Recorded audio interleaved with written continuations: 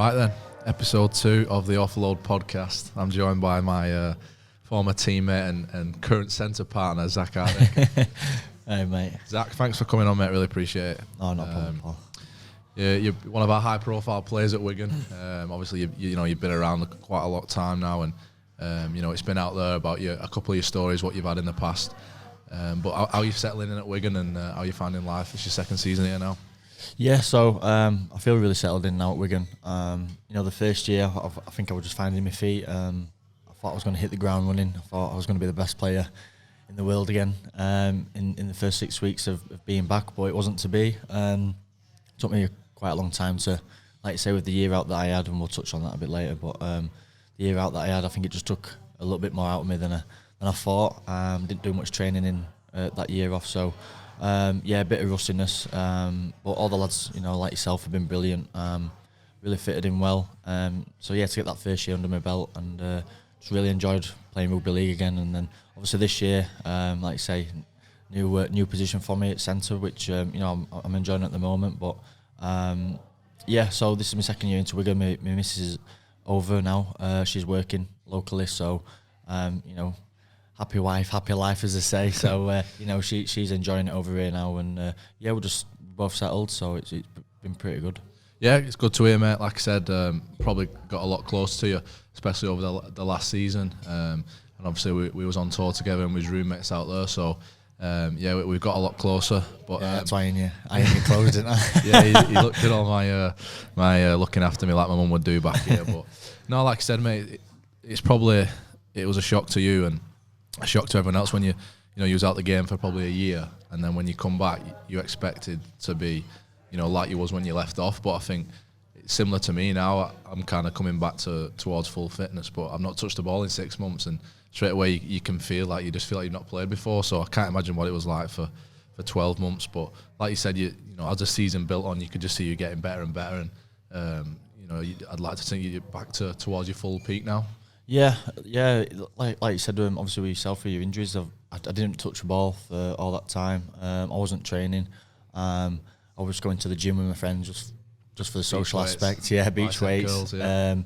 No conditioning, no running really. And to be fair, I was working. I didn't particularly enjoy working, but the aspect of just working a normalish job, finishing at the same time as your girlfriend, cooking tea at the same time, went to bed at the same time. It because I'm not used to that. It was a bit. I didn't say I would enjoy it, but it kind of felt a little bit normal as the year went on. Yeah. Obviously, I didn't enjoy the money aspect. It was a real struggle. And then obviously the switch to Wigan, and asking me to move over straight away. So I had to leave my girlfriend for a little bit, and Oliver Gildart, who took care of me for the first couple of months, which was, if everyone knows Sarge, he's brilliant. We looked after myself, and I just thought I'd hit the ground running. I trained quite well when I was first at Wigan, so I just thought naturally it'll come in games. But like all rugby players know, you can't simulate a game, and like I said, I think it just took me about probably 6 months to really find my feet in the fullback role and just feel like normal. And obviously when you wasn't playing rugby and you had that spell out, how did you adapt to that work environment? And I bet you probably never worked before. Maybe had a little job when you left school, but I doubt you've probably never done anything like that. No, I've never worked, mate. I did about 3 or 4 weeks with my dad once in this warehouse, and I had to go up at 5, and I think I did it for, like I say, 2 weeks, and I texted him one morning saying, don't bother picking me up because I've had enough. So no really work experience. So at the time, me and my girlfriend had just got a mortgage approved when I got done for the drugs thing, and so I had to have a proof of earnings. So I had to jump into a job straight away. And funny enough, the one of the sponsors at Cash took me on. Yep. Really helped me out. So I could put down a wage, and they all signed it off and stuff. So I could keep the house that I put a deposit down. Because there was a chance of losing my deposit. So really I got thrusted into a job. One of the sponsors really looked after me, and from the minute, probably about 6 weeks after me knowing that I was banned, that I was, doing a 8 till 5 job, sat behind a desk, looking at a computer screen and trying to do sales. And if anybody knows me, especially my mates back home, if you said Zak Hardaker on a computer doing sales, they'd absolutely laugh their head off. So it was a struggle, mate, to start with. I just sat there. The first couple of months weren't so bad initially for mentally, because there was no games on TV. So you didn't have to see anything. Yeah, I didn't have to see anybody training. I could see obviously some of the boys on Instagram, which sometimes I flicked through really quickly because I didn't like to see the boys enjoying themselves. And it was all about earning some money, trying to pay my mortgage, trying to pay my car, and it was just trying to get on with my life. There's 2 ways you can go about stuff like that: is get on with my life, or do I curl up in the ball, cry, and have a fit and go missing, or do you know what I mean? There's 2 ways really. So I just thought, you know what, it's my fault. I'll knuckle down. Like I say, he's called David Lloyd, who the sponsor at CAS, who took me on, and shout out to David. Then he's been brilliant, and he took me to a Joshua boxing match. I didn't have to pay for that, and he still contacts me today, texts me every day before a game saying good luck, unless we play CAS, and says I hope you lose. But massive shout to David. It was fantastic for me and his wife Marie. And like I say, when I was saying I'm working, I weren't really working. It was, he'd take me out in his car. He had a private gym downstairs where he worked, so I was kind of his PT. So we did a gym session with him most days at about 1 o'clock, 2 o'clock, and then he'd probably just say, "Oh, look, like you can get yourself off home." So I did have it quite lucky, but just that transition of never working to work life. First few months, it was a bit strange, but like I say, with the rugby not being on, it was all right. But then once January and February started coming in, I could feel the anxiety building up in myself, and the sadness a little bit. And then obviously watching you guys play on a Thursday night and a Friday night, I'd actually be in the pub, which took the edge off it a little bit because I was just drinking. But I obviously go to the pub, watch people on the screen, and I'd have a really strong opinion on people because I'm not playing like all fans do. And the first couple of months was all right, and then as soon as it started getting to the business end of the season, the Challenge Cup final, that started to really hurt. And then we could talk about it a bit later, but I spoke to Rads halfway through the year, and I decided I was going to sign for Wigan, and I was having a close eye on you guys and seeing how he was going, and then you was getting to the final, and I watched in the final. So it was the transition to work was strange. It was weird. I can't really describe it. It was just, I was going through the motions. I was trying to earn my money a month to pay my bills. I'm trying to keep sane, I think, most of all. And then, like I say, when the rugby season was on, it was a bit strange. Sometimes I wanted to watch games. Sometimes I wanted to flick the telly off. But you know what? I'm quite glad it's happened in a way, because I don't know if something else could have happened later on in my life, or and people say about transitioning after rugby, a lot of rugby players struggle. I'm not going to say I'm going to find it easy, but I really find I've really experienced it already. So I do find that I know probably what I want after rugby, and I'm not as scared if something doesn't go right, and the money aspects and stuff like that. So I feel like I'm equipped now to be a bit better leading out of rugby. So every cloud's got a silver lining, and the things that's happened to me in the past, I've always tried to put a positive spin on them, and that's one of them. That was going to be my next question. Is have you come away from that experience a lot more humbled by it? For instance, we've just played rugby our whole lives. I don't know about you, but I don't really class it as a job. And you get paid to do what you love, and then you've gone from having that to being in that environment where you have to do a bit of work really, where we're just going out on the pitch, and even though it is tough, but I can imagine it being completely different.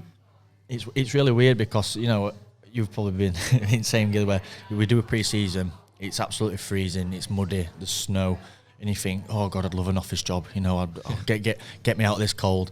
And then I'm sat in an office job, and I'm like, I'd crawl through snow, mud, sleet, anything to be out there with the boys. And it's like one of those things, you always want something that you haven't got. I really missed it, mate, and it's it was something that when someone's taken away from you, you realise what you've got, and and I think I just took rugby for granted for quite a lot of years. It's just something that I've always been good at, something that I've not had to really work that hard for. I just put my boots on and try my best. Yeah, that's what I've always done since I've been young, and obviously I'm getting older. You get more professionalism, the training aspect. I do train as hard as I can, but just when I was younger and probably my early years at Leeds, I was in a team that was gifted with talented players, and I've said it before, I regard myself, especially the first couple of years at Leeds, as a bit of a passenger. I was part of a really good squad, a really good team, and I just played my part in I was a small cog in the wheel that did quite a lot of good things. And 2015 I got the Man of Steel, and that's the year that I thought I've really stepped up into my own shoes and been my own self. And so it's just puts into perspective when you have something that you take for granted and it's taken away from you, and then obviously it's given back to you, a bit of a second life chance.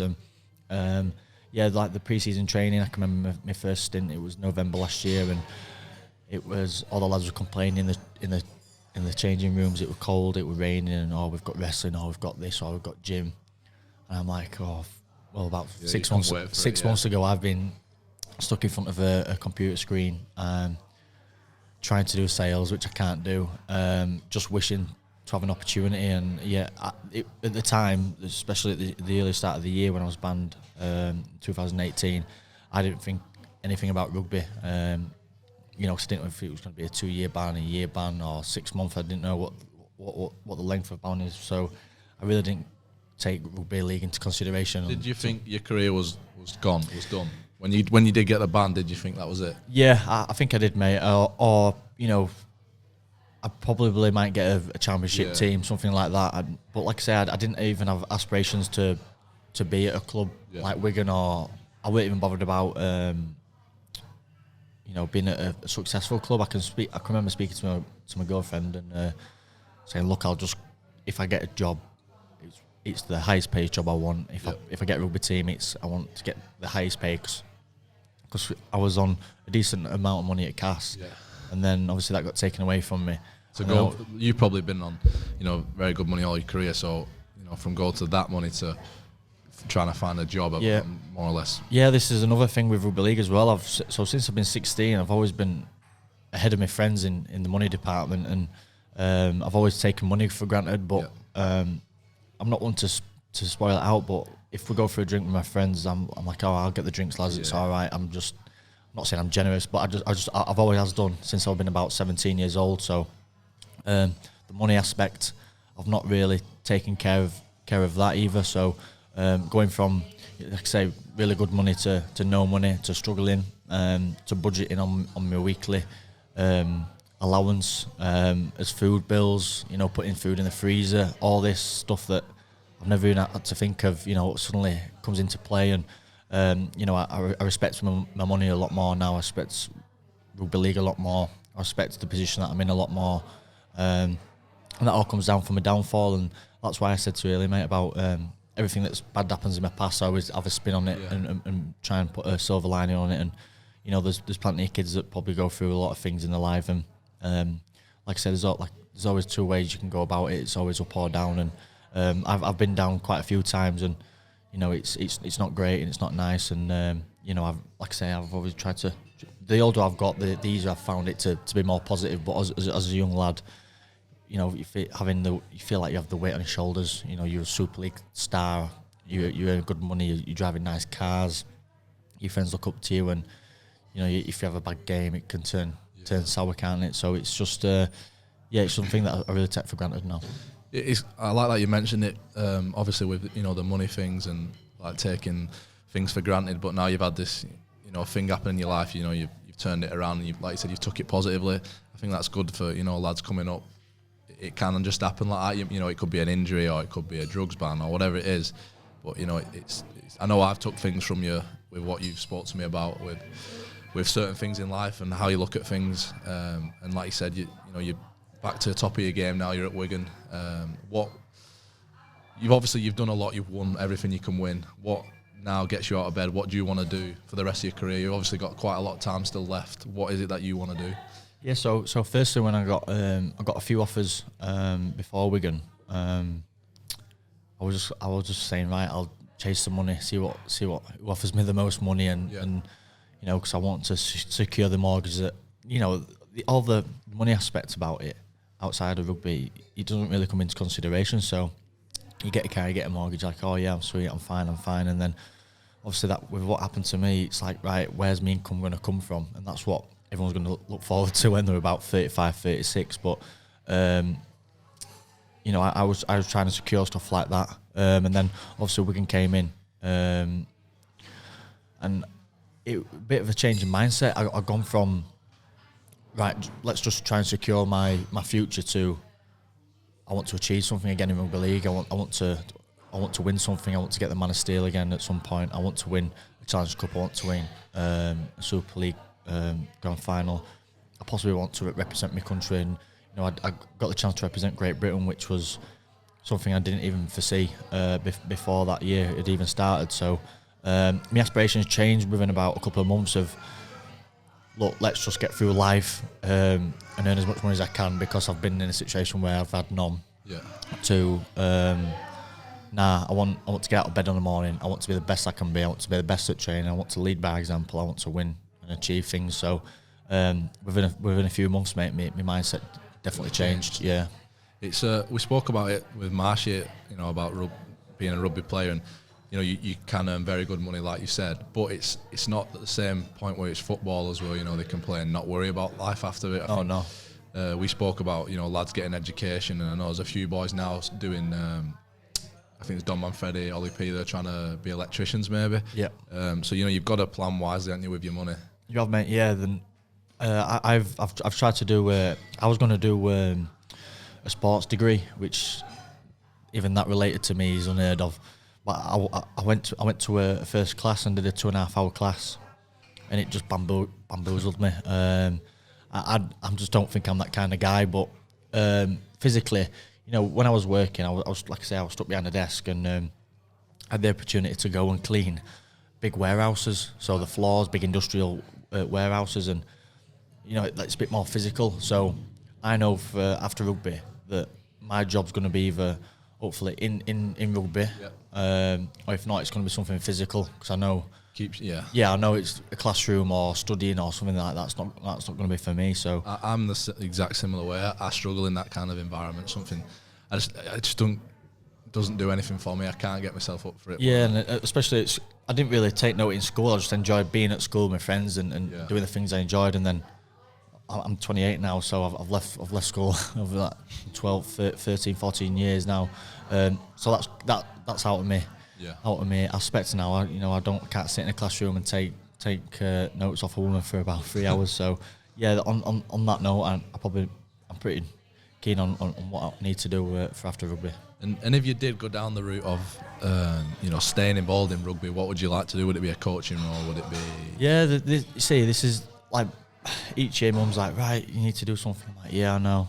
Right, I'll just be an electrician, or you just chuck those out because they're easy things to say, or rugby clubs can set you up to be an electrician or a plumber or a gas fitter or whatever it is, and there's plenty of my friends do that back home, and I'm like, yeah, I'll just be one of those, and I don't think it's really for me. And rugby, I love rugby league. I'm not super brainy, but in rugby, I think I'm quite knowledgeable. Yeah. Whether it's he should have done this or he should have done that, or technically he should have done this better, and how you can. I reckon I'm a good coach wise. Well, I'm not. You're living it on you. Yeah, I'm not saying I'm going to be a head coach, but some kind of coach I'd love to be. Whether it's a backs coach or defensive coach or something in that aspect. I feel like I do feel like now being 28 and I'm trying to do that in training, like you say, trying to be a leader in training, trying to be a leader on the pitch. I do think it's something that it'll be transitionally quite easily for me to do, and I do feel like I'll be good at it. So I think it'll be a shame if I didn't take that on. It'd be a bit of a waste of something that I can probably help someone with. You mentioned obviously the leadership role, which, like I said, I've played with you now for a year, so I kind of know, but you actually got into the leadership group at Wigan this year, which must be a massive thing for you. I've been here, a lot longer, and I can't get anywhere near it. But No, look, like I say, a lot of lads do look up to you in that aspect. So, have you always been like a leader from being a young lad, or tried to lead with examples? Yeah. So when we did the voting, obviously we voted for his top 6, and yeah, that my name got called out, and I rang my mum straight away, and I said, "You never guess what? I'm in a leadership group, and it's something I've never thought I'd be part." Obviously, I'm 28, so I'm getting that to that age where Still act like a bit of a kid, though. yeah, I still act like a kid. So it's a bit of a weird one for me, but I've always tried to lead by example and actions, but I'm not afraid to say something that's on my mind. So even when I was at Leeds and I had big massive characters around me like Jeremy Peacock, Kevin Sinfield, or Bo Dan Maguire, they'd always be saying something about we've come in at half time, we'd be losing. They'd be like, right, we need this and this, and I'd just blurt out whatever I think, whether it's right or wrong. It takes a lot of balls to do, doesn't it? Yeah. I've always said what's on my mind, really, whether it's got me in trouble in the past or not. But I've done that at Leeds. I've said it before, and Brian Mack shot me down. I've tried to go on a bit of a rant saying this is not working. You're not doing this. You're not doing that. And Brian Mack just turned around and gone, "Zach, shut up." So there was a towel above my head, and I've just got this towel and put it over my head because I was fuming. But obviously I can't say anything. But yeah, I've always kind of been a leader, but I've been really immature. So it's one of those things where, I've been at Leeds. I've been done for fighting on numerous occasions, drinking when I shouldn't be drinking. So you can't really have a leader or a senior member be like that, and be seen as a leadership group person. So that's why I've always probably struggled to get in at Leeds in the leadership group. But I've always thought myself as a leader. Yep. So yeah, my first year at Wigan, I've really settled down, and like I say, the second year I'm really into it, and yeah, that vote that got me in there is just made me feel like I'm really important part of the team. It's a massive role, like you said. The likes of Lockers Club. Ever since I've been at Wigan, it's kind of only been them kind of boys. So for you to come in and get it in your second year, obviously says a lot about you, and says a lot about what your teammates think you, which is what you can really ask about, innit? Yeah, well, there were two things about it. It's either it's fantastic and all the boys respect me, or they want a mole inside the leadership group. There's a bit of both. So there might be a foot in both doors here. So I do think they respect me, and they think I'm a leader, but flying the flag for the young boys. I think the young boys want me just to get what the young boys want. So sometimes it's a bit of a lighter day or an extra day off or a team social, whatever it is. But I always get the young lads pestering me. Zach, go tell me this, go tell me that. I'm like, I've only been in it about 2 months. I said leave me alone. But I've already voiced my opinion on numerous occasions in the meeting room, and Lammy says it's good to have you on board, Zach. So I think he's had enough of me as well. So I think he regrets it. I've tried to get involved in it, but he told me I'm not allowed. He said I'm the leader of the naughty boys, apparently. So yeah. Well, to be fair, I'm 28. I'm 29 this year, so I reckon you've got a few years, Gillian. You probably get in there. Yeah, no, we're having a joke about it, but it's something I would like to hopefully get involved with. Me and Marshy spoke about, we're still kind of young lads, but compared to lads we're playing with now, like 18, 19, obviously 23. So kind of getting into that side of my game now, where like you've already gone through it, going to have to start, leading by example and saying and doing the right things. But yeah, it's something I look forward to doing. Yeah, definitely. Next thing I wanted to ask was, obviously, like we've already spoken about, a very successful career. Could you pinpoint one area which has been, your most memorable or your favourite? Yeah. Well, as soon as you say it, there's two things stick out in my mind. One is the try in the 2011 grand final. It was more or less on the hooter. We'd already won the game, and they tried to chip over the top, and I put my arm in the air and caught it and run 40 metres and scored. But it was in front of the Leeds Rhinos fans. My first grand final. If you look at pictures, I'm skinny. I've got loads of hair, which I haven't got now. Well, that's the favourite always one. Yeah, even cuter on that it's one. But on that pic. So that's a memorable one. In 2015, we had quite a lot of issues really going on with us inside and outside of camp. Not real bad issues, but few people people's family members weren't that well. Some of the old guys couldn't train all week. Kaluluwai, and Jamie Peacock, they'd play 110% on a Friday, and it'd take them to about Wednesday to recover. But that's what we needed them for. We all trained together, and we set out this thing at the start of the year. Obviously, we do it at Wigan. We've got his own idea. We've called it Everest, haven't we? I think last year as well. Yeah, we've gone on with it this year. It was kind of same format. Obviously, I can't remember what it was, but do you know when you target something and you go out and achieve it? And we've got the treble. It's just that's when you broke my heart. I know. First grand final and you stole it from me. Matty Bowness spelled it for us. It was. Another funny thing as well with Wigan, we played Huddersfield and it was the league leaders. I think there was 10 minutes to go, and I think the error of playing had been at Huddersfield, because obviously they thought we'd win Huddersfield and we should have beaten them. Scott Griggs, it was. Yeah, Scott, and 10 minutes to go, with losing, you're winning. The helicopter set off to Wigan, I believe. Yeah. And then Scott Griggs has done a Scott Griggs, and no idea what he's doing there. Ryan Hall does 40 metres with his arm in the air. Is this it? What is this? Is this when so we go? I remember this. So this is my first year playing. Yeah. So look, it's 79th minute. There's 5 seconds left on the clock. Magsy does a chip here, and it bounces lovely. Just Scott Griggs knock it out. Yeah. And then, oh my God! And I'd actually done my medial 10 minutes prior to this, and I couldn't walk. And then you just see me. Right, flying. There you go. So I've gone from medial not being able to walk. Look. So I remember this. So look at Always face. I was on the touchline and I could see all the Wigan fans. It was similar to United when Aguero. Yeah. And I remember all the Wigan fans was like looking at us going, "We've won the league leaders." So a few of us started celebrating, and then you could just see everyone's faces drop in this crowd, and I was like, "What?" Like you said, literally 5 seconds, and so we've pulled that off. So that was unbelievable. So we're all going barming, all the crowd's going mad, and then the Sky people's come up to us and gone, "You're going to have to wait about 25 minutes." We're like, "Why?" It's like, well, the helicopter set off to Wigan because they thought they'd won it. We've gone, like idiots. And then waiting for Nigel Woods to get off helicopter. It landed at middle at pitch.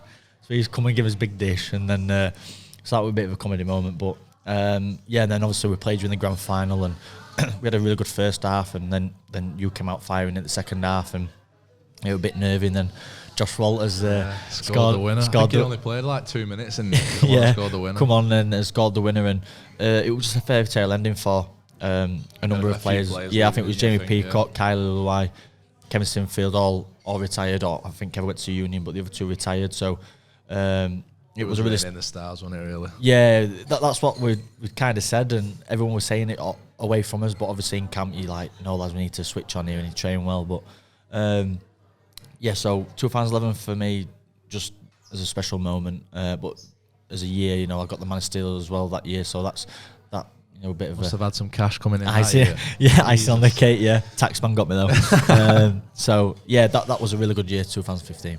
It's probably pretty obvious, but worst moment of your career, would it be the obvious one, or is it had anything else? Yeah, definitely the obvious, mate. I've not had, touch wood, I've had rugby wise, I've not had that many injuries, I've not had that many bad games where I've gone home and beat myself up, but yeah, it was I'd done something on a Tuesday, played on the Friday, and got tested after the game, so I was pretty sure I was gonna get in trouble, get done for it, but I'd not told anyone. And normally you get results back is like a 2 to 3 week period, so only my girlfriend knew at the time. I didn't tell anyone else, and so I'd left it 2 weeks, and I've not heard anything. Left it 3 weeks, still not heard anything, and then we played Saints in the semi-final.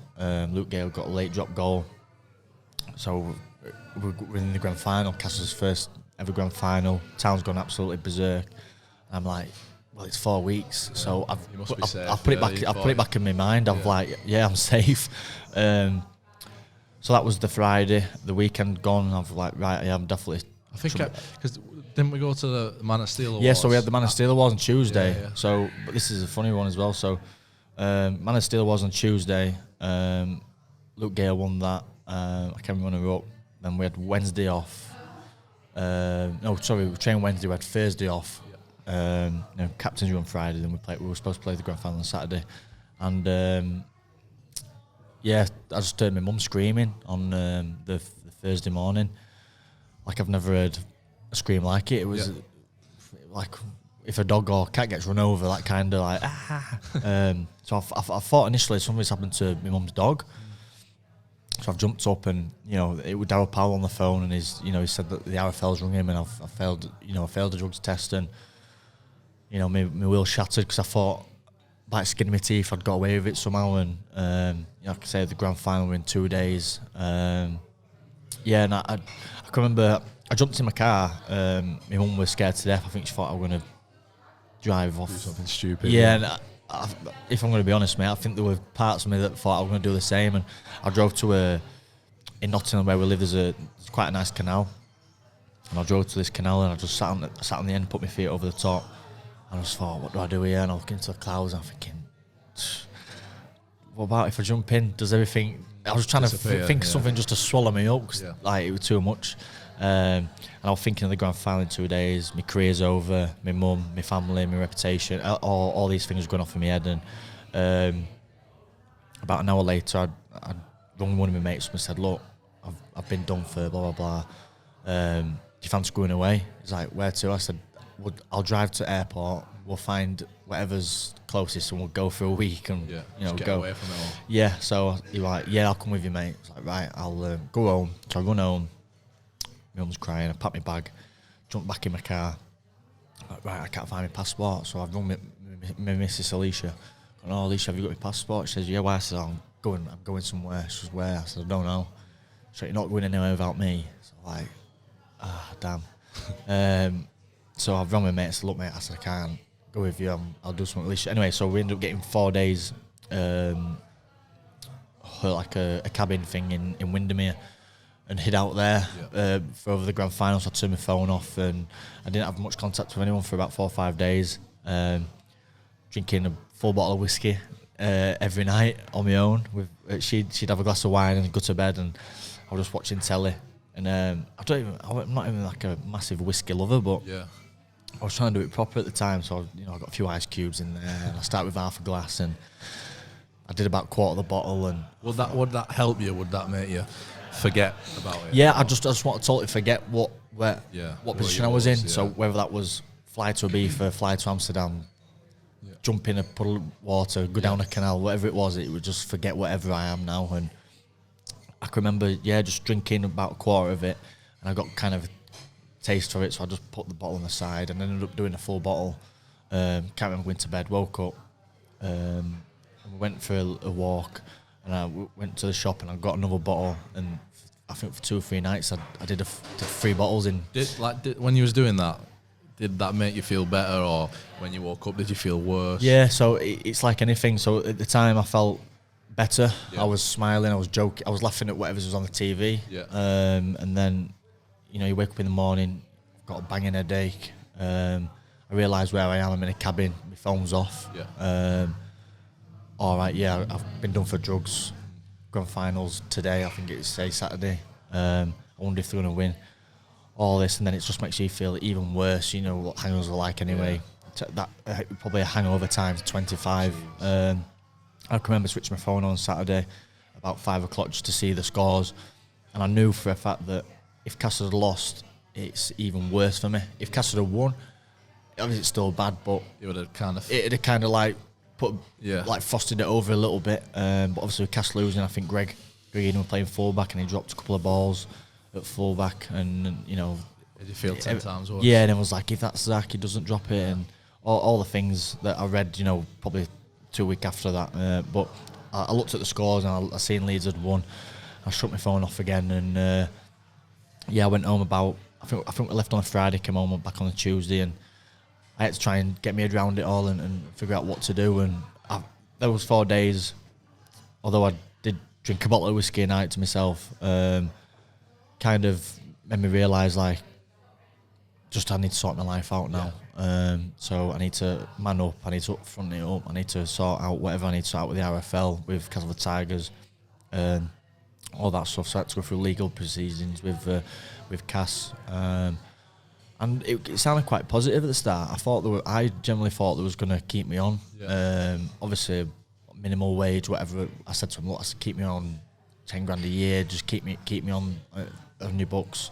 I'll go work, and when my band's up, I'll come back. Yeah.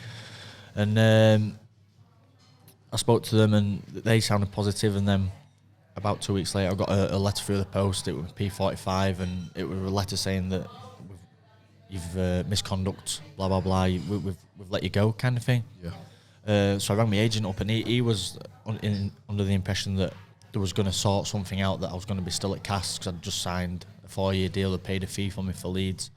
So I think they just wanted me off the wage bill, which is understandable. But so yeah, that's when I had to get thrusted into work with the mortgage and the house, and like we touched on earlier. So did you find you went into hiding for a bit, or did you could you walk in the street, or did you find yourself not wanting to be around people? No, yeah, I was hiding, mate. I was a hermit crab. The worst thing is was my mum. So my mum works locally to Pontefract and Castleford, and so she's going to houses, and obviously second name's Hardaker, so she's going to houses, and people she's a health visitor, so she's going to look at babies, and then the man or the woman will go, "Are you Zak Hardaker's mum?" And then they'll bring up the drugs thing, and that just makes me more upset. So my mum went on absent leave from work. She was unwell. She got depressed, did my mum. She couldn't go to local Morrison. She couldn't go to local Asda because she thought that everyone's looking at her saying, "Oh, that's Zak's mum."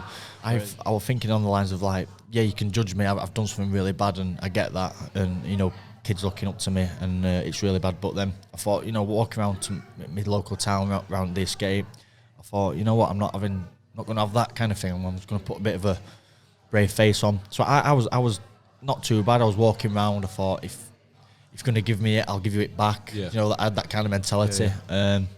But it really hit my mum, and she was poorly, mate, for about 5-6 months, and that hurt me.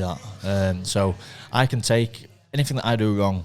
I can pretty much take it on the chin. Whether I deal with it right or deal with it wrong, I'll deal with it. Whether, like I say, I'm drinking to oblivion, or I face the media, or face the facts, or whatever it is. But my mum, she's not used. She's not a rugby league player. She's not used to being in the papers. She's just an hard-working mum that raised me on her own for a number of years. Then she's been with my stepdad now for quite a number of years, and she's a great person, and it's really impacted her life, and I think it really impacted hers and my stepdad's life more than it did my own. It must be good now, though. Like you said, you've been through all these experiences, and you've turned it all around now, and you're playing for Wigan, which is one of the the biggest clubs. Yeah. It must be good for your mum and your stepdad to come to the DW and watch you play there. Not many people could, I don't think, go through what you've gone through, come back, acted how you have. You got in the GB squad. You was one of the best players in the league last year. I think says a lot about you as a player and as a person to turn that around. So she it's good. It'll be good for your mum to see you, how you've changed your life around. Yeah. So obviously, my mum's my mum. She knows if I can be on the phone to my mum, and she'll know if I'm upset, angry, or any other emotion. She'll know just by the tone of my voice. So she's rode the roller coaster that I've been on since I've been born, really, but since really when I was 16. So coming in from night out with black eye, that's caused her pain. Drink driving, that's caused her pain. Numerous fights, numerous things I'm getting in trouble for, that's causing her pain. And I've not really noticed that. I've not probably took that into consideration. And it wasn't until the drugs thing that I really, I feel like, right, I'm really hurting my mum here. It's not my life that. I do care for my own life. Don't get me wrong, but I care more for my mum's, my family's. Yeah. So, but you know what, Chris Fedlinski and Lenigan have been, tremendous. I don't think any other club could have done what they've done for me. To be sat here where I am today. They brought me over to Wigan. Well, forced me at first. Shackled me up with Sarge, which I'm really grateful for now. I had to do some sessions with Mick Cassidy, who took me to get flogged. Still got it, hasn't he, every single day, and he used to pummel me, and it used to hurt me, to be fair. And then we used to Catman used to take me on just for a coffee every day, just asking if I'm alright. I'm like, yeah, I'm alright. And it gets a bit annoying. Yeah, like I rung my mum up when I was outside. I said, Mum, they're doing me head in now. I said, they're on me every day. I said, Chris Radley's texting me every day. I said, I'm just sat in the house, just watching telly. I'm like, what do you think I'm doing?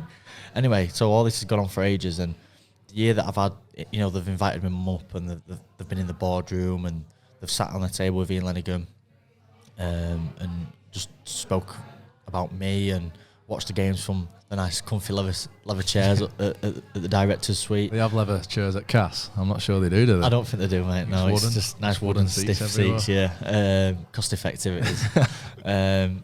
So yeah, like you say, I think she was really, really proud, especially when I got the awards at Wigan.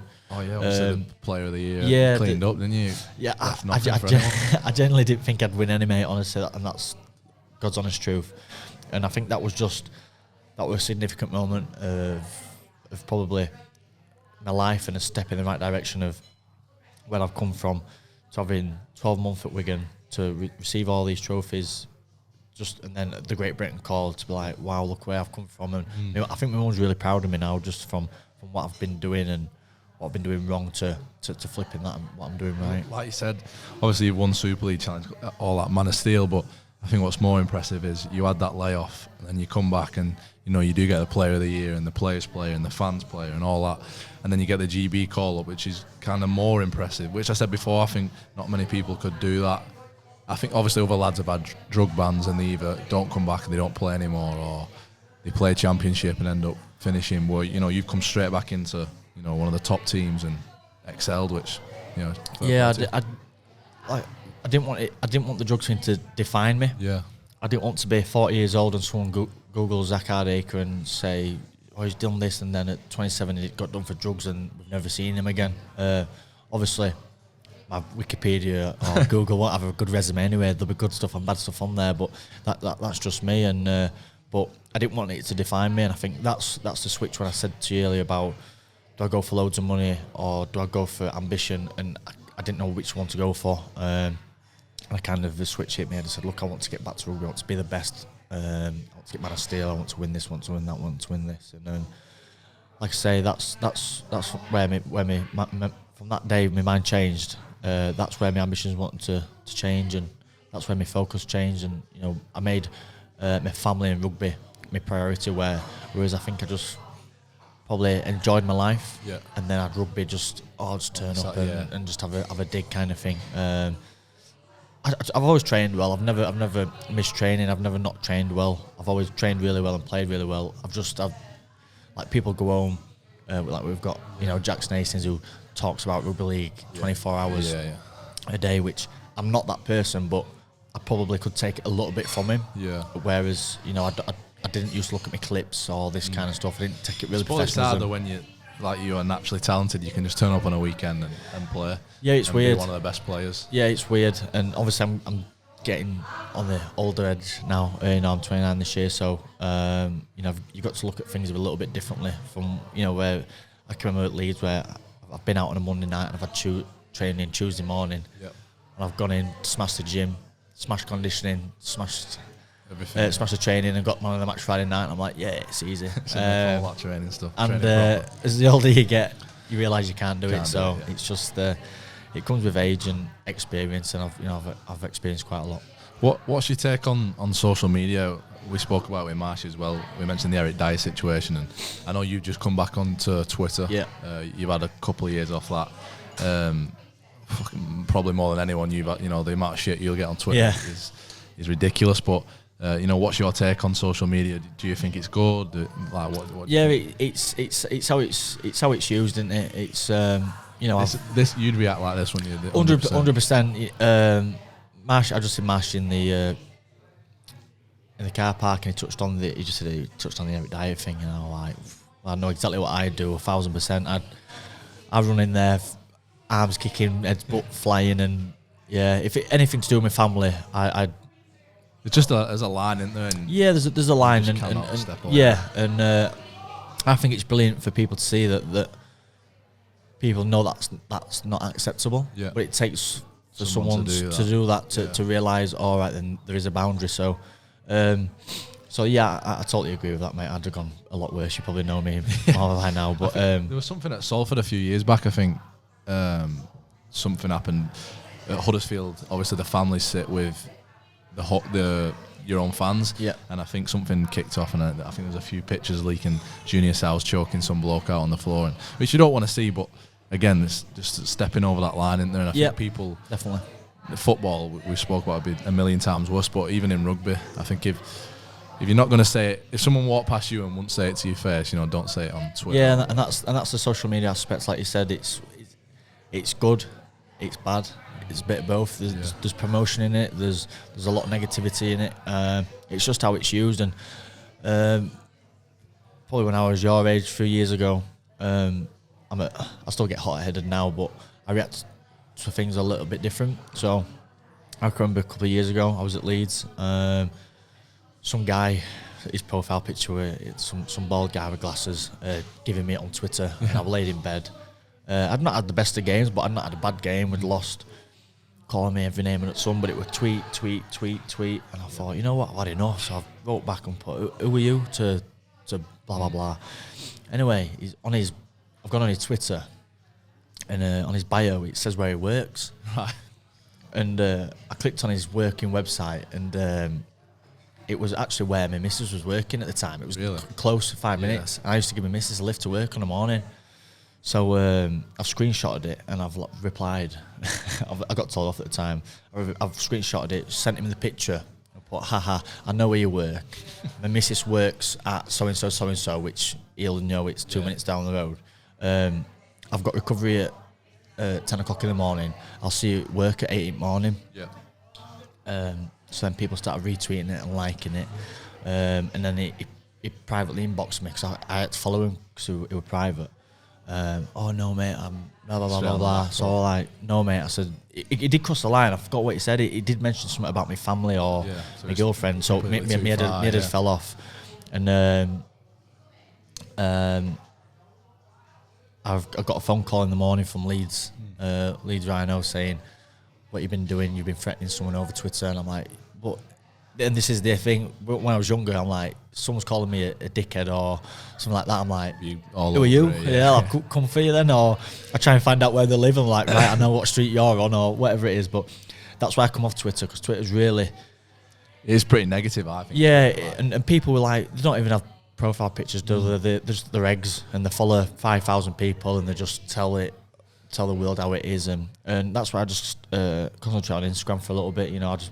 My Instagram life. Seems a lot more positive than you get the odd messages. You get the odd messages, but I don't really like negativity in me. So if someone puts like "fuck you" or something like that on my picture, I just delete it and then I'll block them. And half of the time, I'm about 13, so I get quite a lot of young people just calling me cokehead and all this. You're this. Gonna get it though, aren't you? Yeah, of course, and I'm gonna copy it, but. You just don't need it, so I just delete it and block them. Whereas before, I'd probably react differently. And the Twitter one, where there's millions and millions and millions of people out there, it's just opinions that you don't really need. I know Willie Isa. I think he's had a couple of shit tweets about him. I think it was when he was at Widnes, and he's the same. He turned up to the bloke's door, knocked on the door, and obviously we know Willie's a good bloke. Yeah. He just wanted to chat with him, but they soon shut up when you speak about it. Well, that's it. Yeah, if you're going to hide behind you, like you say, you can say what you want, and I'm happy to sit down and talk to anybody about anything. I'm pretty open book now, but don't give me a load of grief over social media, and don't back it up if that's the case. We another thing we mentioned with Marsh is a couple of Warrington lads. I don't know if you've seen it. They've had a bit of shit on Twitter. Fans, been bagging one of the players, and Murdoch Masilla's tweeting him saying, right, we'll meet for a coffee at Costa. Yeah, I've seen that. Yeah. But this fans ended up tweeting back saying, all right, we'll meet up. So. I don't know how that's going to. It's going to escalate. Yeah, that'll be interesting. He's got some balls to be fair to him for doing that. Right then, we'll go the opposite side again. Who would you say the best player you've ever played with is? It's a tough one. Best player I've ever played with. It probably's got to be Kevin Sinfield. Just from, do you know when you're struggling in your own half, you can't get out your own 30. Yeah. He just pop a 40-20 out, and it's not like, I'll try and get a 40-20. he gets a 40-20 every time, and he's just intelligent. He never missed a kick. His professionalism off the training pitch was second to none. He'd tell me off if I'd been doing something wrong, and I was just a part of a special team. Him, Jamie Peacock, Dan Maguire, Burrow, James Jones Buchanan. They were the great five. Ryan Hall on the wing, I got on with him really, really well, even though he's a massive weirdo. He's a special bloke. He's a really, really special bloke. He's very weird. Lastly, if you had any advice for young lads coming through, what would it be? What would be your best advice to give them? Best advice? There's a few different areas really. Firstly, enjoy it. Everyone says you need to enjoy it. If there's anything that you don't enjoy, I'd say, why are you doing it? Really, I question it. But just try and be better each day. Try and be the best person you can. The thing that I took out of when I wasn't playing is, I went to the rehab thing at the end of the year, and they kept saying it like a little motto, like live each day as it comes. And I'm like, this is what weird. Great motto. And just brush it under the table, like whatever. And it's really relevant. Just wake up that day and be the best that you can be that day. Yeah. And then don't think of tomorrow. Just get on with you today. So, if as a young lad, just get up, enjoy your day, whether it's at school, and then enjoy your training, then look forward to the next day and just do that and just enjoy yourself. I know we spoke about it. People probably don't know, but I love a whinge about training. Oh, we've got a few whinges. We've got a few whinges, haven't we? Yeah. Me, George, Budge, we used to be pretty bad, but he used to come up to me and say, "Look, come on, mate, like, just get through it. It's our job. Yeah. You love doing it. You could be working, like you said." And this is it, and that's why I'm fortunate that I've had a little blip in my career where I can just sit back and be like, it is shit at the moment. We're losing. It's thinking, but go to your bank, have a look at your money. Yeah. Look at what house are you in? Do you own the house? What's the car looking like outside? We finish at 1, 2 latest. You have a group of lads that you're in, day out. You enjoy the company. It's not too bad, is it? It's not too bad, and we do work hard though as well. Yeah, of course we do. And I had a coffee with Sarge last week, and we were touching things, and me and Sarge can have quite a deep conversation about. Sarge gets deep, doesn't it? Yeah, we can have a deep conversation about life and his experiences outside rugby, and it's also mine. And he was just saying, how am I doing? I was saying, how are you doing at Salford? And we just flipped on, and I said, you know what? I sat down the other day, and I just thought, right, so I play at Wigan Warriors. Good money. My girlfriend's got a job. I'm renting a house in Wigan, but it's a nice house. I own a house back home that I'm renting that out. All my family's healthy. What more can you ask? I'm a pretty good spot. And I said that to him, and he went, "Wow, you know what? That's just took me back a bit, that Zach." And I went, "I know, mate, it did me, but when you just sit back and just actually stop living life about 1,000,000 miles an hour, just sit back at home and just realise what you've got and how fortunate you are of what you are doing, and especially as rugby players, and then life just seems a little bit easier." I like that, mate. I think that's a great little line to finish on. Yeah, good. So Zach, thanks for coming on, mate. Really appreciate it. Thank you, mate. Pleasure. Podcast 2 done. Are you ready to upload all that? Go hands up and smile.